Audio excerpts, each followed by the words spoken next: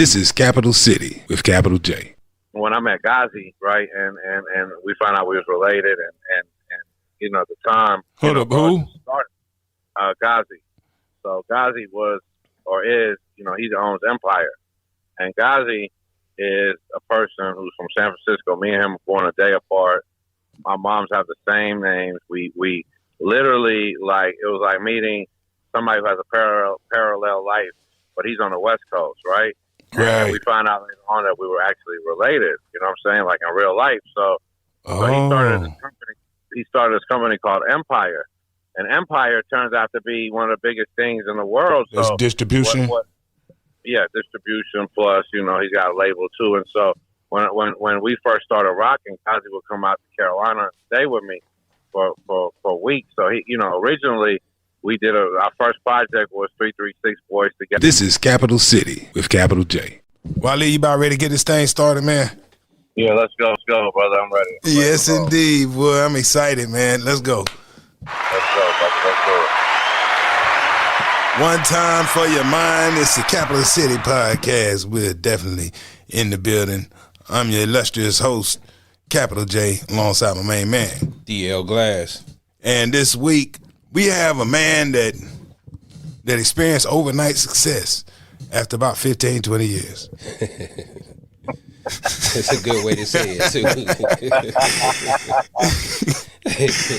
The one and only Waleed Coyote. Now, since first of all, let me explain, and then I'm gonna let Waleed take this thing over, okay? Gotcha. Waleed Coyote. For those of you who are familiar with the podcast, you know that I spent years working the 102 Jams in Greensboro. We have had guests on. Historically, the Greensboro is like the South Bronx in North Carolina for hip hop. So, Waleed is a guy that I worked with for a long time. We have traveled in the same hip hop circles for a long time. Right. And it's an absolute pleasure for me to introduce the one and only Waleed Coyote. Oh, man. Thank you, my brother. Thank you, Cap J. Glass, what up? What's good, brother? Everything's great, man. Beautiful introduction, man. Shouts out to my brother, Capital J. A little unknown fact, but it's going to be known, is that Cap J and myself brought in 1999 or 2000 on the radio when everybody thought the world was going to end. That was with my brother. Live on 102 Jams. And people were calling in all night like it was over. Yep. It didn't stop then. And 21 years later, now 22 years later, we with it. So it's a big pleasure, brother, to be on the podcast. And thank you for having me on here, brother, for sure. Hey, yes, indeed, man. You know, we had Ski Beats on a couple of weeks back, and I was just thinking about all the people they talk about. Now, I've mentioned Mixmaster D so many times. So when we start talking about the beginning of how you got into all of this, your starting hip-hop in Greensboro goes back to the same source as mine. So let's start with Mixmaster D, man, and what he meant and what he meant to you and your career, and tell us how you parlayed this into others' records. I'm gonna give you so I just gave you a big floor, right. So it's all yours, Waleed. This is your chance to tell your story, my friend. Yes, and I really appreciate that. So Mixmaster D, aka Dana Lucci, aka Dana Mitchell, R.I.P. That's my big bro in heaven right there. So you know, when we first landed in America, coming from Lebanon, and it's kind of crazy because when I look at the Ukraine and Russia and see all the refugees, I think about when we first came here to this country. And so, you know, I got my start really watching MTV, BET, learning the music was more important to me than anything. And up the street, when we moved to Greensboro, was a guy by the name of Mixmaster D. So tell me, what year was this, Waleed? We moved to Greensboro in 84. I met Dana in like 86. I met him. Because Dana used to come, actually 85 I met him. He used to come to our middle school, right? Our middle school, Jackson Middle School. And he was the DJ. And he had Bart Simpson on his car. And he had these mixtapes. So bro gave me a mixtape. And one day I was like in the 6th grade, one of the speakers went out. And so he had to go to Radio Shack. I remember this like it was yesterday, bro. And he went to Radio Shack. He said, hey, come back here behind the DJ booth. And I'm going to show you how to put these records on.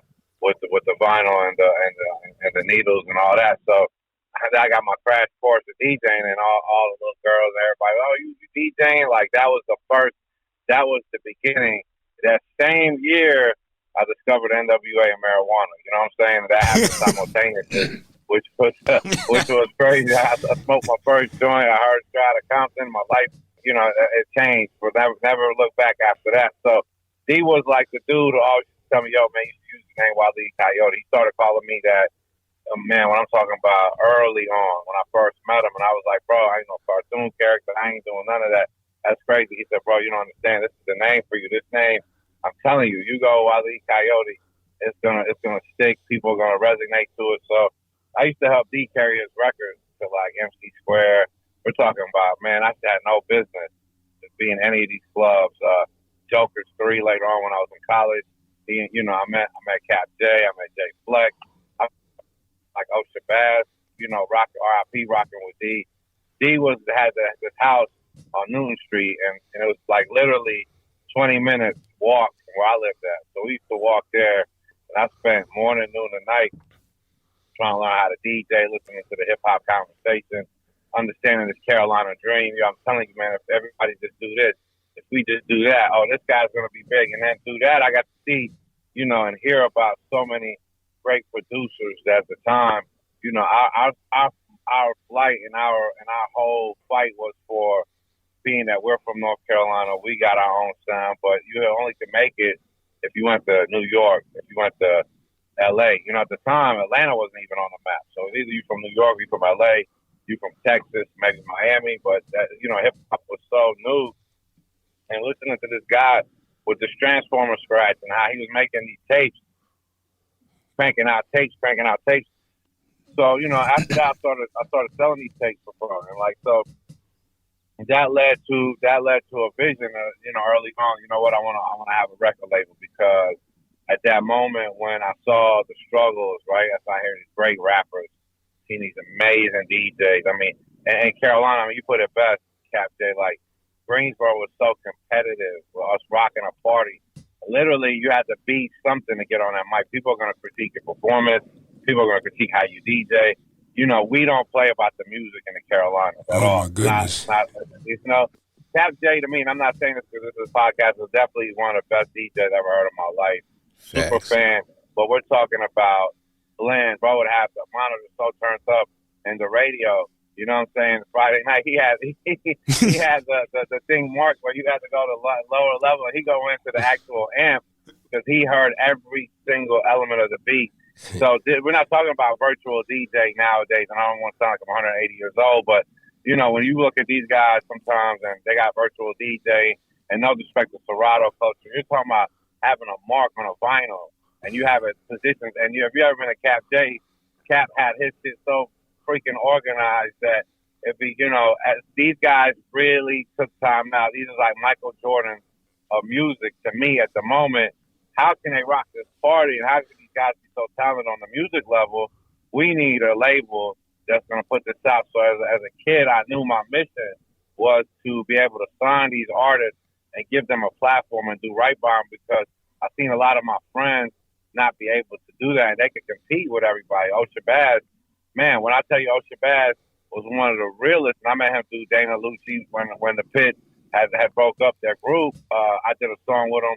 It's called 420. Cap J, you played the record, and I never forget looking at my cousin Davey Joe when I heard on the radio, like, yo, we're going to be in Bentleys. And like Cap J said, 15 years later, it was an overnight success, and we finally got the car.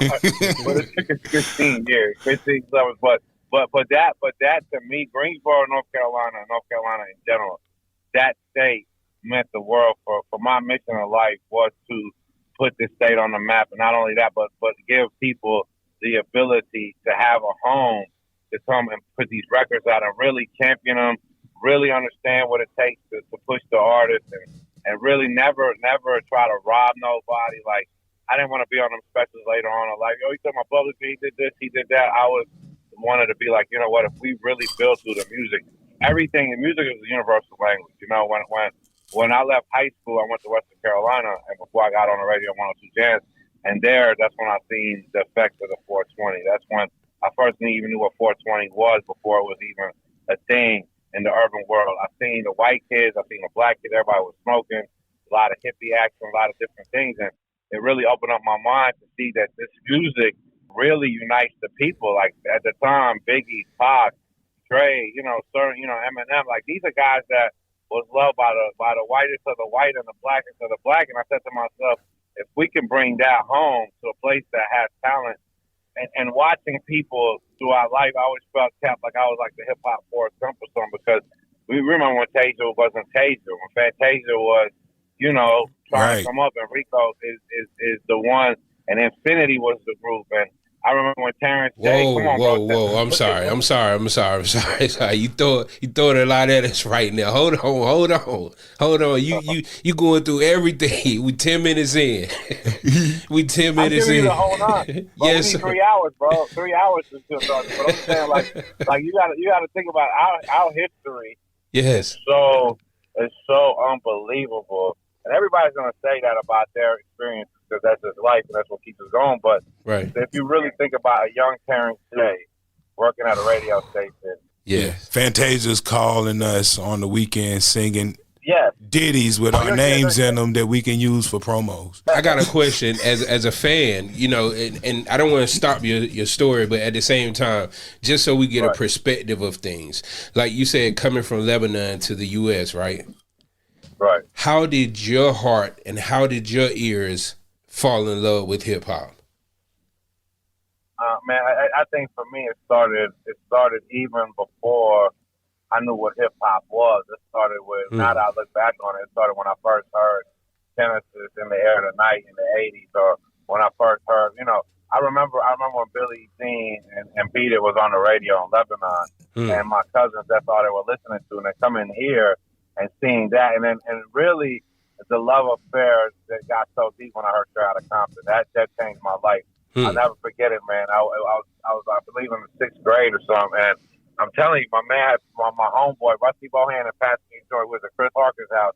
He passed me a joint of weed, and I'm not telling no kids to smoke no weed, but I remember this, and we were smoking for the first time, and bro said, I got this new tape, and he put it in, and he said, you are now about to witness the strength of street knowledge. And my entire life changed after that moment, because I didn't want to do nothing else. I had an uncle, I still got him, God bless him, and he's like my Uncle Phil, but, he's Uncle John out in California. Him and my aunt, they did real well for themselves, so I used to go out there, and it was literally some Fresh Prince of Bel-Air shit, and I was in the 7th grade, and he called, he was excited, I'm about to go out there for the summer.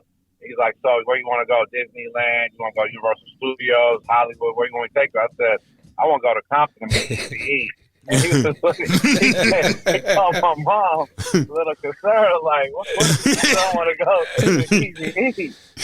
The boy in the 7th grade, why does he want to go to Compton for what is it Compton this young man could possibly want to do above going to Universal Studios? I wasn't concerned for Arnold Schwarzenegger, man. I wanted to be Ice Cube. You know what I'm saying? Like that's what I wanted to do, because them was my guys. That was my style. Later on it developed to like Cypress Hill and even looking at dudes like Third Base, which was, MC Serge kind of looked like me a little, like we kind of looked, he wasn't black, but he was cool. Right. You feel me? So it was like, it was look, Waleed, funny thing, you're talking about going to California, right? You said you want to go to Compton. Now, fast forward years later, you remember when we were all in California that time shooting the video for, you already know. What it is. You know what it is. You know what it is. Yeah. Now, I had already been down there. I was there a few days before y'all got there. And when B-Dot got there, the first thing he said? We got to go to Compton. So we got in the car and we went to the Slauson swap meet. Oh, wow. No checking in and that. We just went, and them dudes locked immediately in on B-Dot. Cause he looked gangster in the mug. You know what I'm saying? He come in. You know what I'm saying? I don't know what kind of rules they had about what to wear and what not to wear, but I think he was wrong. Oh God. Wrong color Tuesday, huh? Yeah. But I just had to throw that in there. You ain't the only one that, you know, when you hear so much about Compton and you listen to NWA for so long, man, when you get to Cali, you want to be like, yo, I want to see this. Right. You know what I'm saying? Like, I heard about it, but, you know, I don't want to go catch a bullet or nothing, but I want to see, at least see what's going on. So we went to the actual Slauson swap meet. Wow. Yep. Dope. And I remember that was an amazing moment in history too, you know. And when I tell people about Rico, I tell everybody, listen, man, Rico was like we talked about. He's bigger than Chase and Cat. Well, you right there, bro. That's crazy. Back then, like to get to see hip hop, not to be on no hater shit, but man, I'll be in the studio and all I would hear about is this Mix Show Power Summit, and my guys would come back from the Mix Show Power Summit. Yo, man, we was out there. Jay-Z was there, kicking free, and I hear these stories. And I say to myself, one day I'm gonna go to that Mix Show Power Summit. So we got us a bunch of tickets to go to the Mix Show Power Summit, and 9/11 hit, bro. Right before that. Yeah. I never got to go to the Mix Show Power Summit. I remember that. Yeah, man. Yeah. I remember those days. Well, man, I'm talking about lit days. Because when you was a DJ back then, you know what I'm saying? Not saying that now it ain't the same thing, but it was a real badge. You was on the radio like you had to work. It wasn't like you just, man, Brian Douglas, bro. To this day, I still got nightmares about having to go to this radio station to get promos done and fix commercials and shit. Because you know, bro was like the Dean Smith. You know what I'm saying? He was the greatest that ever did it. But he took radio like we took it so serious. I look back on it now. Like when I hear somebody now or some dead air or, you know, a commercial. Just a little while ago, I was listening to the radio and I heard a commercial fly off in the middle of a song. Man, that's the end of the world for us back then. Remember that, Cat? End of the world. Hey, look, you know who we had on the show a few weeks back? Who's that? Brian Douglas. Oh, wow. The GOAT. The GOAT. BD. The GOAT. Yep. The ultimate GOAT. Yeah, man. Hats off to BD, man. He helped raise all of us in the radio world, man. So, yeah, bro. It's so much, Cat. We do need to make a movie. I want to do something soon. I got some ideas for some stuff that I want to do that highlights how dope that era was. That era was like, it was a magical moment, you know, and that was the start of really knowing, like, even back then, you know, after you get the accolades and you get all the stuff, and I know it's cliche, but it really isn't. It feels great, but it ain't the same feeling as you thought it would, because back then we wanted it so bad. We just knew in a year's time we was going to be so rich, and it took so long, but it was just that hunger and that rocking the party was such a science, man. It was like, man, and the DJ drops the record, the whole crowd moved, and you didn't have the record. You know what I'm saying? So, like, you had to listen to the radio. And you were a true MC, you know. Like, MCing is more than just rapping on beats, you know what I'm saying? Like, Waleed is an MC. He comes to the club and MCs the party. It's dope. I have to, man. I was around the most best dudes in the world, man. If you rock that mic wrong, a brother like Cap J gonna cut you off. You know what I'm saying? He's gonna cut you off, and you gonna be in the mic talking, yo, you gonna be very low. These dudes do not play about the music. You couldn't touch the controllers. Certain cats like Cap, you know what I'm saying, Flex, certain brothers, man, Polo, it was hard to even touch the controller. So for them to even let you have a controller touch, you know what I'm saying, was a privilege. It was an honor for me to rock a party, and they was like, go rock, because we had to be above exception. Yeah, I let you lean over. Mic. I let you lean over there and mute the music every now and then when you want a response. That, you know what I'm saying? But I let Waleed do it. Yeah. I might let Tap do it. I might let Kyle do it. Right. That's about it. That's right. That's right. And you got a serious face on saying that. Hey, seriously. That's about it. Those are the only people touching my mixer. Right. Ever. And when I tell you, brought in Play, his music, man, I mean, to this day, again, man, hats off, bro. Like, those plans he was doing on the morning show to throw back to right now, man, I would sit there in the morning like, what the, how the hell he do that? Right. You know what I'm saying? I used to ask, bro, who's saying, like, he's like Brian and Cap, probably the two hit up on a lifeline if you're gonna ask him who sample whatever, because you don't want to argue with a Cap, bro. He's gonna get it every time. Nah, that was Robert Washington Jr. Nah, bro, that shit was Ozzy Brothers. I'm pretty sure.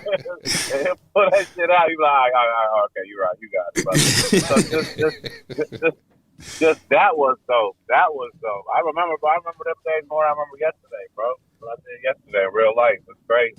Yeah, me too, man. So when you were in college, like I remember you having that record when you were still in college. Yeah. So how did you end up interning at 102 Jams? And this is after you brought me the record, right? Or were you an intern during the time period? Yeah. So basically I started the label and got on radio pretty much around the same time. I had the vision for others' records. We did the record. I brought Ocean Bass as concept. I said, I want you to do this record. It was the summer that I was interning, right? And I gave him the concept. This is the concept when I'm in Western Carolina. The white boys are smoking weed at 420. Let's do the first. Let's do the first, but it was like, let's do this record called 420. And so we pressed up the vinyl, started the record label, and then I got on interning because Uncle Billy owned a restaurant called Stevens, and Stevens, Kendall B, Davey Joe, my cousin David knew Kendall B, and so he invited Kendall to come to Stevens. He brought Boogie D with him. And when Boogie seen the spot, and and even back then we had a lot of nice ladies around us and people in exotic nightlife. So they saw the chicks, he saw the ambiance. Boogie offered me an internship right then and there. Said, I want you to be my intern. I said, all right, cool, Boogie, I'll be your intern. Matter of fact, I'll stay with you. I need like 6 hours of credit for my college, because I knew that I had the plan in my head in college was, I'm going to go to the radio station and I'm going to bang out on radio. I'm going to do everything I can to get on them airways so I could brainwash the people and believing in themselves and believing in the area, because up to then, shout out to Buster Brown, Boogie D, Kendall B. These are guys that weren't from where I was from, which is, Greensboro. You know what I'm saying? Even though I came to North Carolina at 8 years old, I tell people when they ask me where I'm from, I say originally or where am I from in America, because, that's place raised me. High Point Road forever, bro. So it's like so I used to listen to the radio and all I used to hear was, man, I'm from this place and this place is really popping.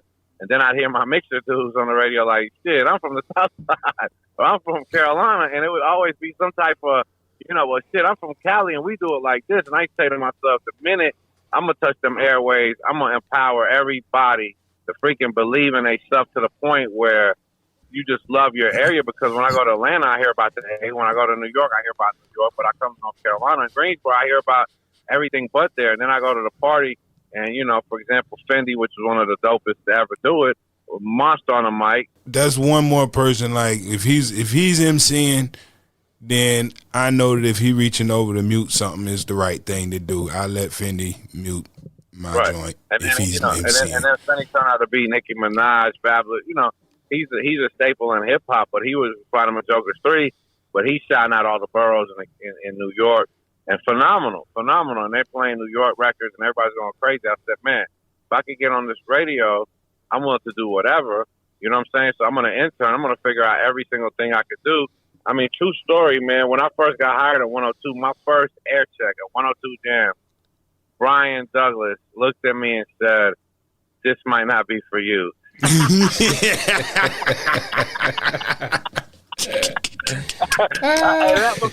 he went back and he went on this one break, bro. We stood 3 hours, bro. I took 3 pages of notes in a notebook. Bro, and then for years, bro, would speak Chinese to me about, listeners and this. I wouldn't even understand. I wanted to be on the radio so bad, bro. I would just be like, yeah. Man, what, am I fired? Because every day I was fired. So at what point you let me go? Oh, should I get back on the radio? Okay, I'm back on the radio tomorrow night. All right, perfect. You know what I'm saying?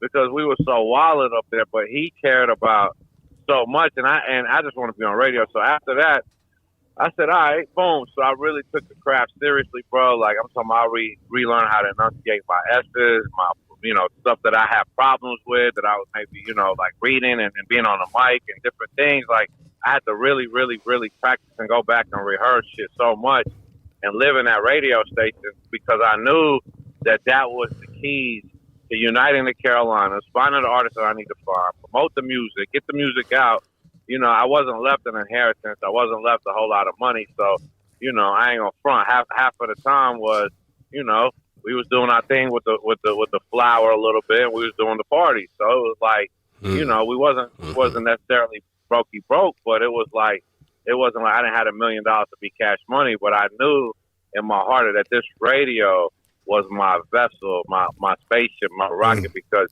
it's 100,000 watts, right? And if you say something over and over and over, and you manifest, it's going to happen at some point. Hey, man. At some point. Let me throw this in there. Your philosophy is the exact same one that I came in with. Like, I don't know if you noticed or not, but I always rep North Carolina very hard. Mm-hmm. Like even the town that I'm from, like Tarboro. How many times you heard me say I'm from Tarboro? Yeah, 1,000,001 times, to the point where I know where Tarboro is at now. Exactly. Do you know where Princeville is? Yeah, and right. We love it. We love it because, man, I'm gonna be real with you. Everybody say that they got the best people where they from. I swear to you, I literally could be anywhere in the world. I don't feel right till I touch them borders. So I come back. I gotta come back once a month. Whatever it is, I just have to come back to touch the land because it's nowhere better for me, bro. On earth, it's like this is where we from, and I love it. And so my mission was to put it on, and the radio had to do it. The radio had to do it because at the time radio was everything. It wasn't TikTok. It wasn't on internet. It wasn't Facebook. It wasn't Twitter. It was nothing. It was the radio. Like Paul Jam was the Bible to the streets where we was at. If Busta Brown said something about P. Diddy, man, remember that, Cap? How many people, man, picked your phone up when Busta did something? Man, I can't believe they did that. Look, I told DL about when I was up at the Arista event in New York, and it was an event hosted by Bad Boy. I was playing in a basketball game, and they looked up, they were checking me in, and they said WJMH, and they looked at each other, they looked at me like, oh, it's not supposed to be nobody from JMH here. All because of that Busta Brown stuff. So they looked at me like, yo, don't tell nobody you from JMH. Puffy would lose it. Like, we can't, like, they were looking at me like, we can't even guarantee your safety. So they were like, just keep that on low. Don't even mention your radio station till this event is over. What do you say? Well, the dude we used to work with, Busta Brown, he had this list of questions that the listeners had. They were going to have an interview with Puffy. They sent Busta a list of questions that they wanted him to ask Puffy. Okay. And of course, one of them was, are you gay? Oh, God. He asked the question, and Puffy said, oh, come on, man, it's ridiculous. No. And it was time to move on. Okay. But not Busta Brown. Busta Brown says, are you gay? Puff's like, nah, man, come on, get out of here. And nah, next question. And Busta's like, so you're saying nobody's puffing the puff? And then he's like, nah, man, come on, man, what is this? No, of course I'm not gay. He's like, so you saying you doing the puffing and you ain't getting puffed? So that's what you're saying right here on the radio, that you are not a puff. Wow. And he kept messing with him. Right. But after a while, Puffy said, I tell you what, next time in North Carolina, I'm gonna come by there and make it real for you. Click. And they say that he was like, when they found out I was there, I found out that he was truly, truly offended. Right. Like, I think they might even had to do some things to make amends, behind the scenes, so that we have a better relationship with Bad Boy at the station. I think it really damaged some things, because I know that I shouldn't have been at no Bad Boy event. Right. Because they were like, oh, JMH is banned. That's crazy. It happens, though, right? Crazy. So, hey, Waleed, tell me this, man. As a DJ, could you tell the difference in California or some of the Luke Nasty joints versus some of the earlier stuff with P. Wonder? Did it feel different to you when you completed those songs, or did you go in with the same enthusiasm that you went in with those first two, and these just worked out different? Or did you know immediately that these were hits? Yeah, I knew there was hits. The difference is with P and Fire 2 is that I hit a ceiling and we hit a ceiling. Back in the day, you got 100,000 views on a record in North Carolina on YouTube. It's like 15 million. You know what I'm saying? So we didn't understand a lot of playlisting. I didn't understand the algorithms on shit. I didn't understand. Like, I could get a record popping to the state radio. We go from radio to shows to beating up the international waters to going nationally to doing everything and spending the money. But what happened was when I met Ghazi, right, and we found out we was related, and you know, at the time, hold up, who? Ghazi. So Ghazi was or is, you know, he owns Empire, and Ghazi is a person who's from San Francisco. Me and him were born a day apart. My moms have the same names. We literally, like, it was like meeting somebody who has a parallel life, but he's on the West Coast, right? Right. And we found out later on that we were actually related. You know what I'm saying? Like in real life. So he started this company called Empire, and Empire turns out to be one of the biggest things in the world. So that's distribution. Yeah, distribution plus, you know, he's got a label too. And so when we first started rocking, Kazi would come out to Carolina and stay with me for weeks. So he, you know, originally we did our first project was 336 Boys together. Then we did the Mulan Sax thing. And so with the Luke Nasty record, I had already decided, because he called me and said, "Yo, I want you to come out here and work with me. I want you to do the radio, A&R, you know, just come out here to San Fran." And I had been hitting the ceiling, you know, because I had everything I wanted to have: the crib, I had the club, I had everything. My life was like amazing at that moment. And he calls me and he says, "Yo, I want you to come out to San Fran." And I didn't even hesitate. I said, "Yes, let's do it," because I had hit the ceiling with the music. I was just tired of people asking me, "Yo, man, what's up, man? Y'all right there, huh? But what happened, or what's going on?" You know, the audience is the coolest because they have no filter and they're real. So, like, when people see you that really know you off of radio or know what you do but don't really know you, then when they ask you certain questions, it's absolutely, they just want to know. So I just got tired, bro, of that. Just, we're almost there. We got a meeting with Jimmy Iovine. The meeting never happens. Or we went to go see this person at Def Jam, and man, they love the record. And then that's it. Where do we go from here? So Ghazi calls me in August 2015, says, "Yo, I want you to move out here, right? It's a true story." I say, "All right, boom. Nobody knows that I'm leaving just yet." And then so I turn in my resignation letter with Brian. So I'm already knowing I'm leaving. And so early September comes, late August comes, and I'll never forget, I'm working afternoons at 102 Jams, and DJ Earn plays Might Be for the first time. And when he plays Might Be, I never heard the record in my life. And he said, "Yo, you know that's your little brother Luke Nasty." I said, "Whose little brother? Who is it?" I'll never forget it. He said, and then all I heard was, "I got a feeling that you might be." And from that first line, that phone line's lit up, bro, at 102 Jams for an hour and a half, asking me what that song was. That's the moment. First time hearing the song, hearing the phone lines, I call Luke immediately and say, "Bro, what in the hell you got going on, bro?" So he had been part of 336 Boys, but you didn't know he had done the Might Be track. Didn't know. At this time he was going solo, and I had no idea. And Earn played the record. He gave it to Earn. Oh, see, wow. Luke used to play records. Luke used to come to me when we had sevens, right? When I had the club, and he would just play records. He'd just play records, but Luke would always lead. He'd do a verse. He's one of the only person in history, I could say this on record, that I had to fucking ask him for his record. You know what I'm saying? Like, he wouldn't be beating out. So then when he would come, he'd play records for me, and it'd be one verse, right? It'd be one verse, one hook, and I'd be like, "Yo, let me get that record." And he'd laugh, and he'd never give me the record. But this was our relationship, because he was in a group later on in life. He told me I was in a group, so I wasn't even used to just writing one verse or doing a hook. I wasn't used to completing records.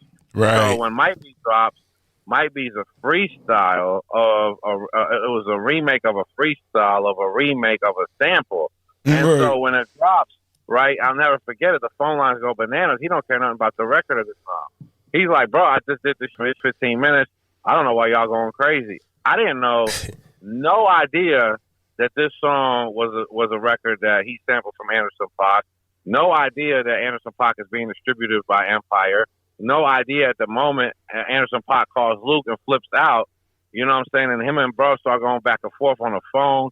Oh man, it's going crazy, and I'm about to leave radio, so nobody knows this. And so at this moment, I knew my life was going to change because of all the controversy behind the record, And the number one thing, man, I tell everybody this. Everybody comes to me and says these words. Yo, I'm the hottest, bro. I'm gonna make you $1 million. I'm gonna make you this. I'm gonna make you that. This is what usually rappers like to tell me, right? So I say to them every time the same thing. Like, I love your go hard, and I love that you believe in yourself. But the people are gonna let me know what's what. And this is something I learned from 102 Jams early on, was the audience will always tell you what's popping. I went and studied DJs and hosts my whole life. Still to this day, I go to any club across the country, and I've signed records. I'll tell y'all some stuff that'll trip you out. I've signed records just off a reaction, because the hardest thing to do is to get a reaction. If you're in the club and Cat J plays this record, right, and the whole crowd goes crazy, I need to know who that is. So my whole life, I've been chasing to try to see who this is, and having that same synergy, that same potion, that this could be one of our records. So that's what you hope to have, is when you play the song in the club and everybody goes crazy. So Luke hit this shit out of the park, but he's been making records his whole life. Twerk Time, Shake for the Money. So hence the fact that Might Be never had a second verse. It ended up being one of the short songs, but it popped so heavy because it was one of those streamers. Now, let's fast forward 6 years later. A kid from North Carolina does a TikTok to it off of the remix from 6 years ago. And next thing you know, it becomes the #1 song on TikTok for 2021. Wow. It brought his shows and skyrocketed. And now y'all got to remember, we stayed independent. So I turned down major deals. I turned down the Warner Brothers. I turned down the different people. Because not that I have any beef with them or any issues with majors. Of course, I love to do business, but I knew this was a hit. But at the time, On the Way wasn't out yet. You know, California had just dropped, but this was the one that I knew that, listen, this is the reaction, and I was just in the reaction business. When you see 102 Jams and you know that their audience is one of the toughest audience on the planet, and if they're calling the phone, every phone call was about that. I knew it was over, Cap. I knew that was the moment my life was going to change. I'm about to quit radio, and I've been on this 17 years. I'm about to walk away in a month, and God bless me with this opportunity right here. I know that's right. Waleed, I got a question for you. Yeah. And this is strictly from a fan perspective and fan of North Carolina hip hop. I think there's a lot of talent in North Carolina. And I think there's a lot of, notable people that actually do music in North Carolina, but it's like they never got a shot. Like, if you had to pinpoint one or two things that's missing from North Carolina, like why most of these artists didn't get that shot, what would you say they would be? I would say it was the time. I would say that, hip hop travels in a wave, like anything else. And even if you look at our timeline, what we just talked about earlier, Fanatic, Ski, Nightborn, all these great producers, that was the producer element of NC back then. To fast forward years later when you had, Luke, of course, J. Cole, the Baby, who just burnt the whole house down, Son of a Vegas, to, Moray now, to Rico Barrino Moray, tell me, you know what I'm saying? So it's a timing, it's an era, it's a sound. I think that also we're still very young, and since we are the Middle East, since we are a melting pot, we really have so many people. Like, okay, New Yorkers love to come to North Carolina. This is 100% fact, but then so do all the other races and all the other people. Hence me, you, everybody on this line. So we didn't have that sound that everybody was. To have J. Cole and have the Baby come from the same state is like, okay, you know what I'm saying? How far apart are they? They got one guy. He wants to, he's piecing things out. You got the other guy starting the wars, and it's like, so you have and we're eight cities, eight stations that is on media base, 8 stations that get tracked. We have nine, like you could literally break your record, but to go from Asheville to Wilmington is such a far apart in the type of people that is. So I think it was just the identity, and I think that it was our own not believing in it. You also remember a time period where the word local was a disastrous thing. Right. Oh, man. Said, so man, it's a local artist. Man, am I trying to hear that shit, bro? And so you tell me at Joker Street you're going to play a North Carolina record right after No Limit Soldiers or See Murder Down for My Ninjas, and now all of a sudden you're going to say, hold on, everybody, this is my guy from NC. And so we wasn't on time because it wasn't our time. You know what I'm saying? And so, you know something, Waleed? Really, you know what made it hard to do that too back in the day? It was strictly the engineering quality. We didn't have any place to put a real veneer on the audio to make it sound official. So even when you play a song from North Carolina, it sounded local back in the day because we just didn't have access to that quality engineering and mastering.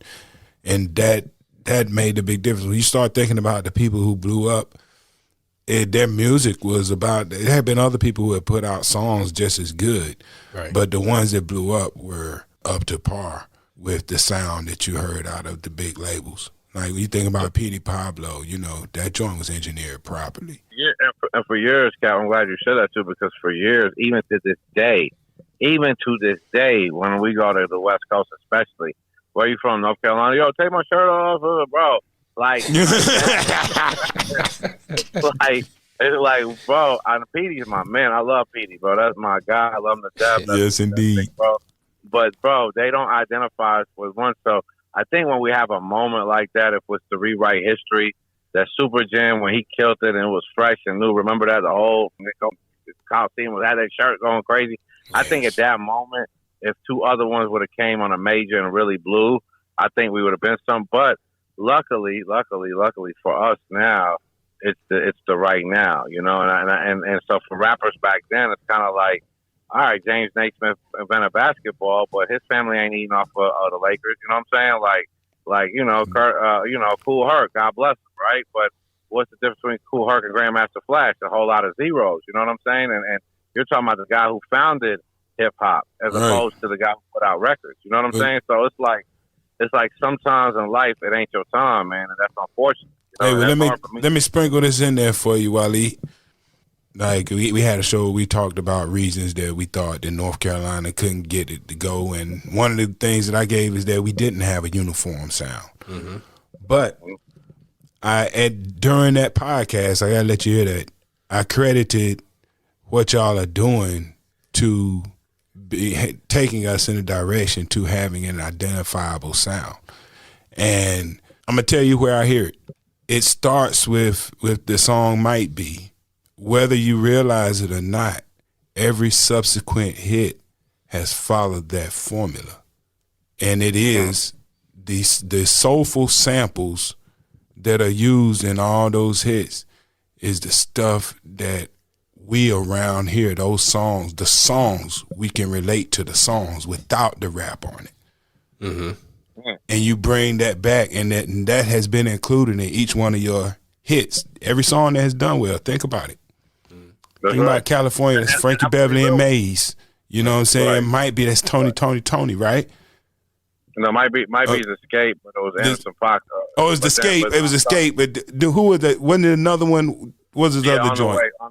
I'm on the way. That was the Tony joint. So all of these joints, Escape. These are the songs that here in North Carolina, man, we love soulful music. So all those hits have drawn from a soulful sound that we love. This the sound of North Carolina. I really think that you found it, bro.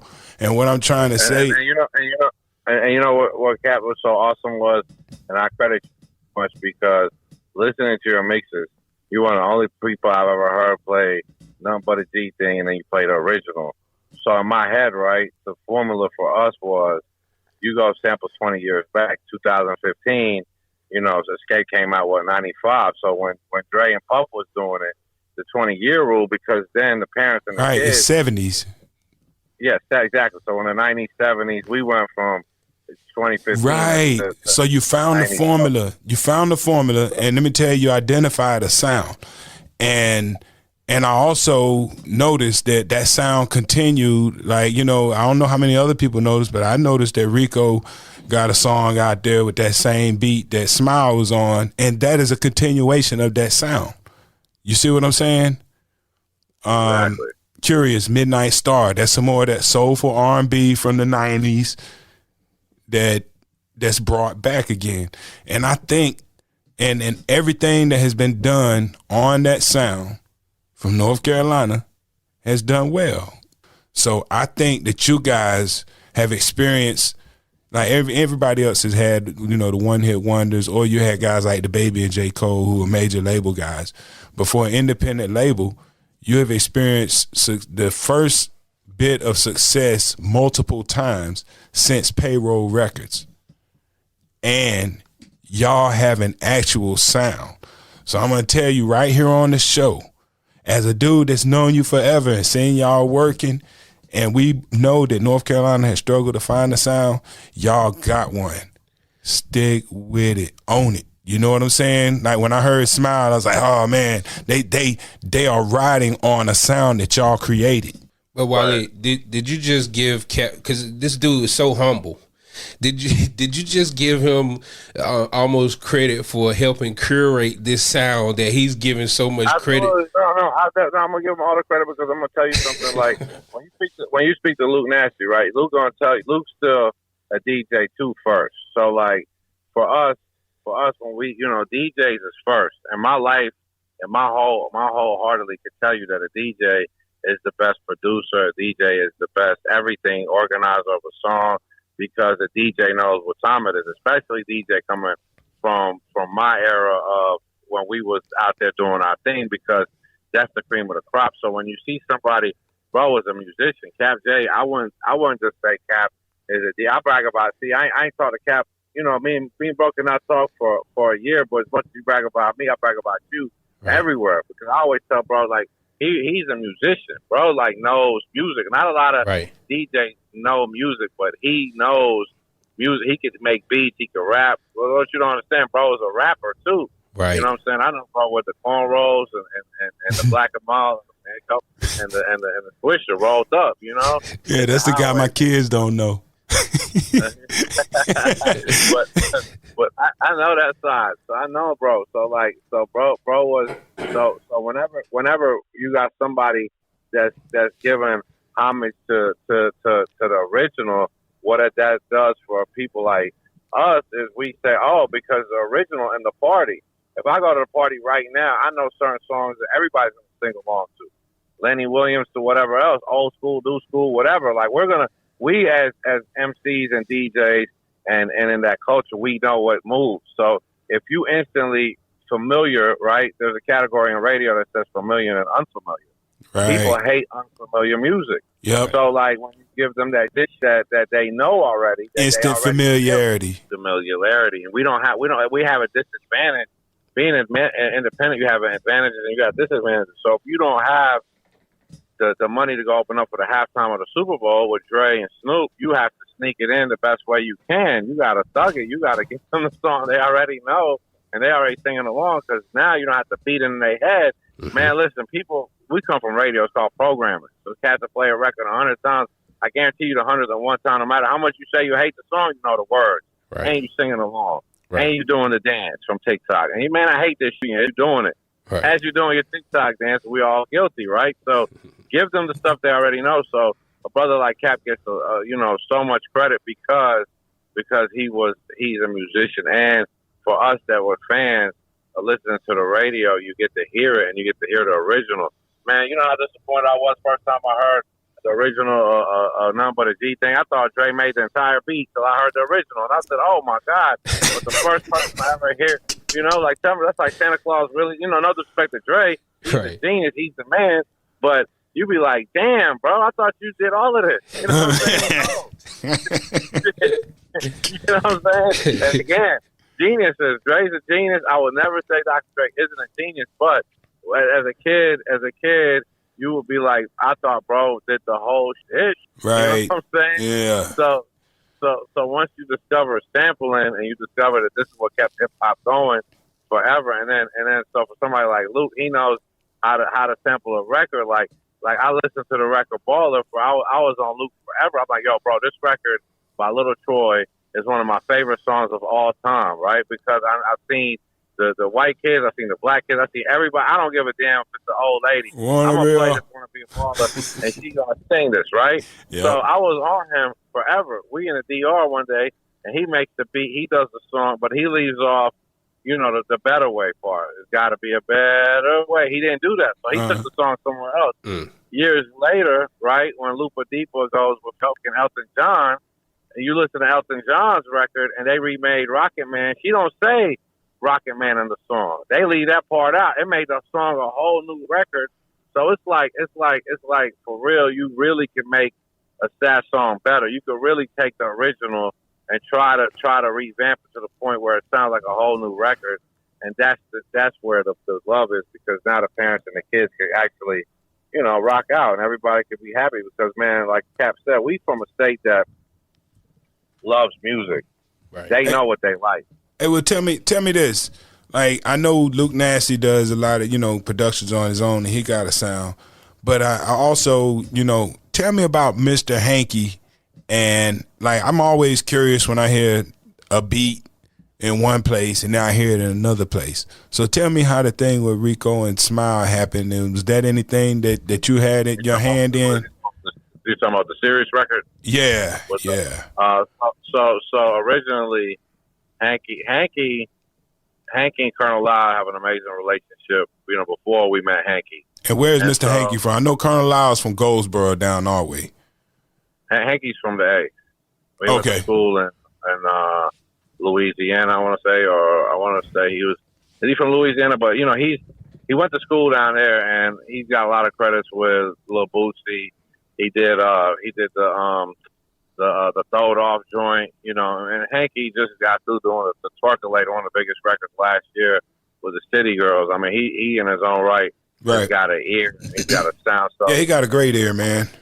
Great ear. Yeah, Hanky's the man. Originally, that record On the Way was supposed to be for Colonel Lau. Luke did it for Colonel Lau, but Colonel Lau couldn't catch the beat. So he told us, "Listen, man, just take the song, Luke," and boom, bam, So, yeah, that happens a lot. Wow. Dudes pass songs around, man. Right. Like we heard Ski talk about how he had done feeling it for himself, and he said Jay was like, "Yo, let me get that." Right. He said it on our podcast first. That's perfect. Right. I don't know. I think Soulja Boy might battle y'all on the first one that he said it on. Right. So tell me this, man. What happens after you get a song out there and it starts to gain steam? So, like, for people who are trying to become, trying to get to where you are, what do you do when you have a song and you've been trying with other songs and you finally get one and the ball is rolling? What do you need to do to make sure that you can do it over and over again like you've been able to do? So you need that one, right? That one. So you go sell the house, you take out loans, you don't go to jail, right? So you do whatever you have to do to get that song where it needs to go, because as soon as it goes where it needs to go, you get a shot. And once you start getting hot, right, it's just like anything in life. People are now looking for you to give them more music, and then the fan base is there. The thing that you have to keep in mind is from my point of view, running a label and managing artists and stuff, you have to always be mindful of what's the reality and what you're trying to force. The negative is sometimes they love you for just this. Sometimes the girl's on Instagram and they don't want to hear her rap. So she's 1.7 million followers and they don't want to hear anything else. You guys just take pretty pictures and be that. So sometimes in life, your audience wants this from you. So it's very hard for an artist, right? An artist can hear one thing from one person. An artist can go sell 10 million records, but come back home and catch that be like, well, man, I like that street shit you was doing. And now they're going to change their whole formula because one person said something to them. And all it takes is one. Mm-hmm. See, the thing that I tell everybody is find out what the audience wants from you and give them that, that's all you have to do as an artist. Okay, boom, this worked. Do it again. That didn't work. See what's happening right now. The number one artist in the game, hands down, got to be Drake, because Drake keeps reinventing himself with the new guys, the new sounds. He goes gets the Afro beats. He goes gets the drill. He goes gets the slow songs. He's an active guy that's really grinding like he's brand new. And see, that's the thing that you have to do. The minute that you kick your feet up and you think it's over with, you'll fall off. Now, it's scary, because I'm gonna tell you why it's scary. An artist could come and go with no club run. The clubs are just now opening back up. So you got to think about artists that came in during the pandemic and would have racked up another 200, 300, 400, $500,000, $1 million on shows. That's gone. So you didn't get a chance to go out, shake hands, kiss babies. So one half of our entire music business was destroyed for the last 3 years. Me, I went against the grain and I went out there anyway. No mask. I didn't care, bro. I thugged it. We're going on pandemic tours. Like, listen, man, we ain't there by now. We gotta go. You know what I'm saying? We're just gonna go. Well, I'm glad you came out the other side, man. Yeah, I'm glad so too. But the reality of it is, an artist can literally blow up on TikTok today, right now, and pass us by, and their run is so short that in 6 months, not even 3 months from now, they're not even getting booked no more. The dance ain't popping. So in a microwave world, your popcorn pops, and you didn't get a chance to put no butter on it. And so what happens now? What happens now is you're sitting here wondering what just happened, and you got a crazy advance if you're lucky, or you did something and now they don't want to hear it. See, the one-hit wonders is so real too, because sometimes all they want to hear is "It Takes Two" and "Joy and Pain," and just be happy to perform those two. No respect to Rob Bass, he's still getting his bread, but they don't want to hear nothing new from you, and that's a hard pill to swallow. Oh man, like damn, yeah. I'm 40 years later, I'm doing the same record, but here's my new shit. And they're like, nah, we paid you for these two, and this is all we want is these two. So you have to find out, and you can never ever let your foot off the gas, because the minute you don't go do the radio promo, the minute you don't go to DTLR, the minute you don't go to the basketball game, the minute you like, nah, I really ain't feeling that today, they really not going to be feeling you tomorrow. And that's on everything. I've seen it over and over and over. Man, listen, man, I know exactly what you're talking about. Like, I remember, like, I'm just going to relate this as a DJ and tell you where it happened in my own career. I remember how long I carried my records. Like, I kept my records well into, like, people had been using computers for a year, and I'm still using records. Right. So I finally moved over to the computer, but I didn't trust it yet, and it took a learning curve. And Homecoming came up that year, and normally I used to do the big room, the Empire Room. And that year I was like, man, I just got this daggone computer, and I don't know, like, I don't trust myself on it yet enough to stand in front of 5,000 people at Homecoming in the most competitive atmosphere. Like, am I right, Waleed? You know, I can't come in here and stink up Homecoming. You know what I mean? And I just got this computer, and I don't even have my music. Like, you know, I'm used to, like you said, Waleed, I'm organized, man. I know exactly where all my stuff is and how I want to play it. And when I first got to Serato, I just didn't know it yet. I had to look for everything. So it took time off my performance. And I said, instead of doing upstairs, this year I elect to go downstairs. And I arranged with the DJ. I said, man, honestly, man, like, I love doing the big room, but I just got this set up, and I don't want to go up here and then have it not go right. Right. You know? And you never went back. So I went downstairs. Waleed, guess who went upstairs? Who's that? Skills. Oh, my God. Damn. And from that point on, Skills was the guy upstairs. Right. And eventually I did get my, you know, I can rock the Serato now, but I'm still glad that I didn't go up there that night, because whether I had, you know, one way or the other, me stepping up there with a brand new Serato trying to do what I've been doing for 20 years with 2 turntables and records, wasn't finna happen that night. You know what I'm saying? I know. But you were smart enough to figure it out, though. That's I commend you on that, because you were smart. You didn't want to take the L. Like, yeah, I'm not gonna go up there and put a stain on my name, though. You know what I'm saying? I done rocked too many parties really good to go up there and stink one up. You feel me? Yes. And we unforgiving. And the problem is, cats will never forget. You can have a 20-0 at a party, but the middle of that shit stops in the middle. Somebody got shot, bro. You be that's it. That'll be like you said, the stain. That's all they would talk about. Right. So that applies in the music world too, man. If you're in a place, you know, it only takes you to step out for a second, man. You know what I mean? And especially for somebody like me who had been in that place for so long. We talked about all the things that, you know, a whole lot of time on the scene, man, you know. somebody else is gonna show up. Cap was so crazy about it is, we're shooting a baller video, right? And this is a hard time of my life because, I wasn't seeing the movements anymore like I used to. So when you go from getting a certain amount, and Kelsey, my homegirl, she is casting the video. We're in Houston, right? Mm-hmm. And I'm helping this female artist out. In the back of my head, I'm like, I should put her. She's at the address, the same club we at. And I'm like, yo, her and Kelsey are best friends. And I'm like, yo, I really should put her on the record. I got the money to do it. Let me just go put her on the record. And I never put her on the record. And that artist was Megan Thee Stallion, bro. And it's like years later, I say to myself, if I would have had her on this baller record, we was in Houston, Little Troy didn't clear the temple for nobody.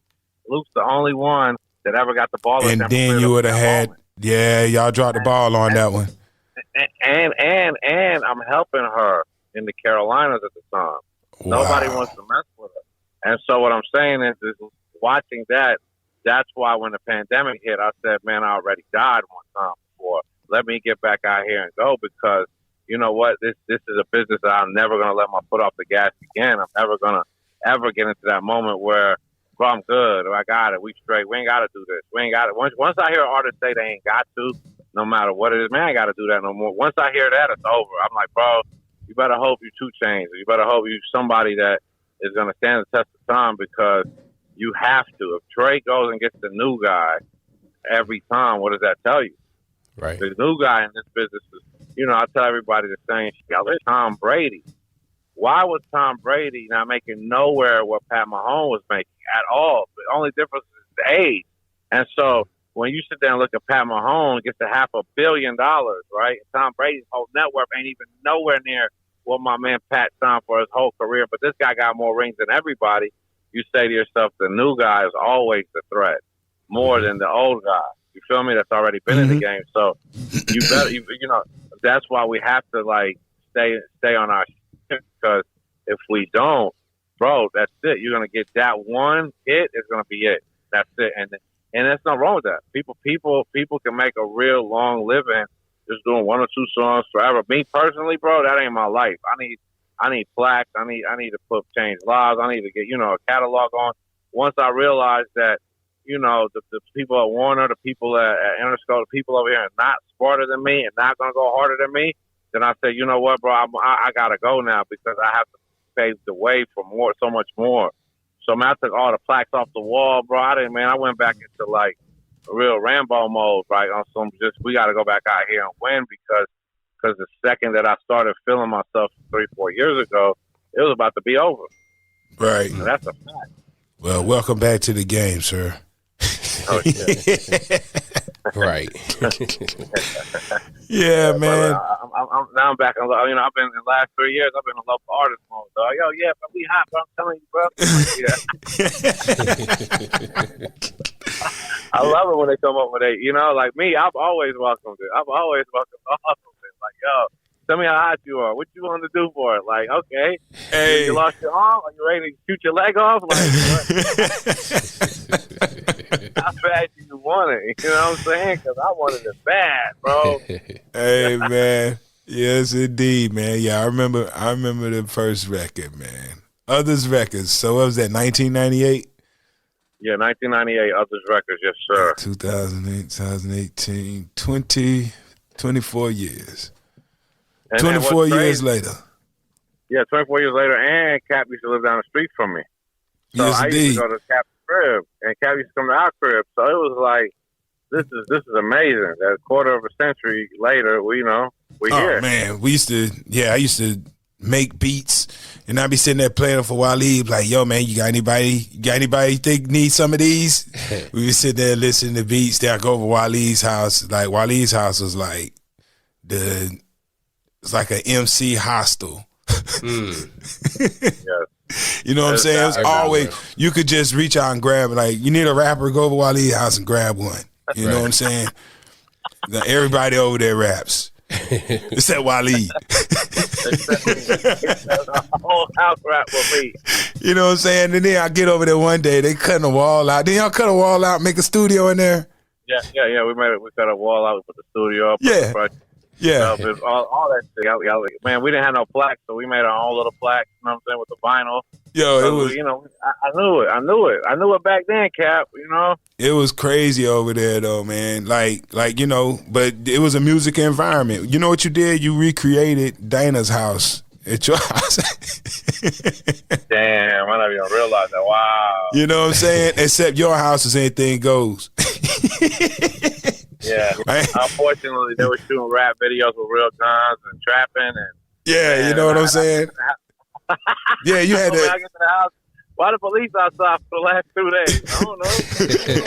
We went over burning CDs. Yeah, okay. Yeah. Waleed's house, man. I told you, I was like, yo, Waleed had the characters over there, boy. You know what I'm saying? It was real. Waleed definitely had street pass. Like, you know, nobody, Waleed could go anywhere. Right. You know what I'm saying? He said he had the florist shop on High Point Road. Huh? He had the florist shop on High Point Road. The florist shop. Oh, the florist shop. Nah, I'm just saying, it was just like, you know, when you deal with that many people, like, you know, it ain't just a recent thing with rappers in the streets. Rappers been in the streets. You know what I'm saying? And when you plugged in, like, Waleed's name was good in the streets. Right. You know, that's why Waleed's stuff was still there when he got home. Right. Yeah, that's the fact. Like, you're right. It was always. You see what I'm saying?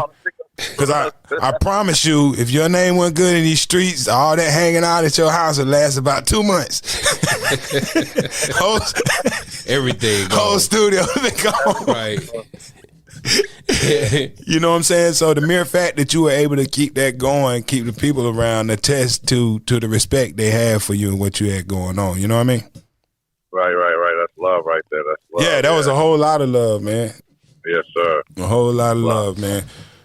You know, one day people will go back and if you listen to all the people that we've talked to, everybody overlaps some kind of way, like 6 degrees of separation. You know what I'm saying?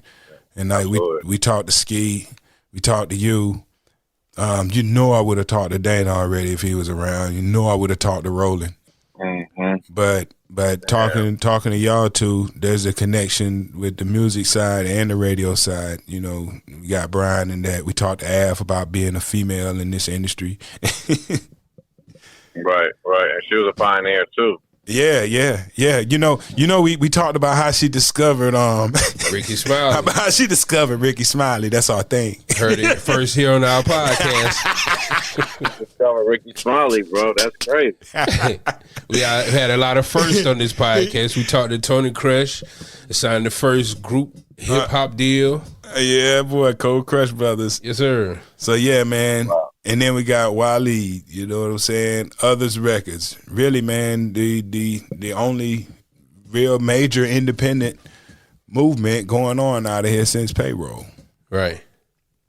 And that means a lot, Kat, that you said that, because them was my heroes growing up. Them was my guys that the Busy Boys, Payroll Records, you know, just to watch. You know, what's so crazy about Payroll is one of the guys that was an investor in Payroll worked at Montego Bay, dude named Vinny. I didn't even know Vinny was a part of a Payroll. And one day, you know, he used to always just come and, you know, he was kind of like a waiter, you know, concierge kind of guy. And one day he said, yeah, man, me and Roland, we had Payroll Records. And I'm like, bro, I've known you for a whole, I couldn't believe it. You just bringing this up? Yeah, but this is because you said it. It's just like, wow, because this is when you said Payroll, like, this is who we wanted to be like. So for you to say that's a huge honor for us, because come on, man, Payroll Records, and then the time to get paid with K Nice. Yeah, bro, come on, brother. This record, right? Think about that record on TikTok today, right now. Oh my God. Oh, you know what? It's just a matter of time, man. Yeah, it's perfect. It's perfect for TikTok. That's perfect for TikTok. K Nice and Nabo are gonna be out doing shows. They will be doing shows, and we're gonna manage it, brother. You and me. It's gonna be crazy. We're gonna take it to the top. They're gonna love it. I'm with that. I talked to K Nice on the way in here tonight. That is fire. But see that synergy right there? What are the odds, you know? Yes, sir. Yes, indeed. Nah, yes. But bro, I love you, bro. In real life, you my brother. Anywhere I'm at in life, bro, you at. You know what I'm saying? You know, you don't need no invitation. I don't care where it is. You know, you family, bro. Glad you my people. So appreciate that, you bro. Family too. So bring him to KOD, right? Right. Blindfold him. I take my brother, bring him to KOD, so we can get him some lap dances. He can have a horrible time, and we can smoke a bunch of weed with him, and it can be amazing.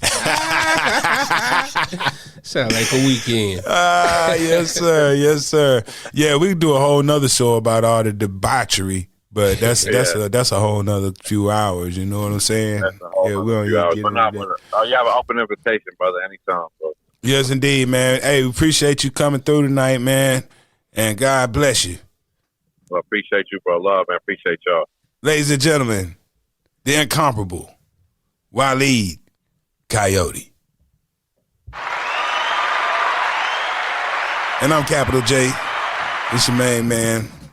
DL Glass. And we in the house. Capital City Podcast. We out of here.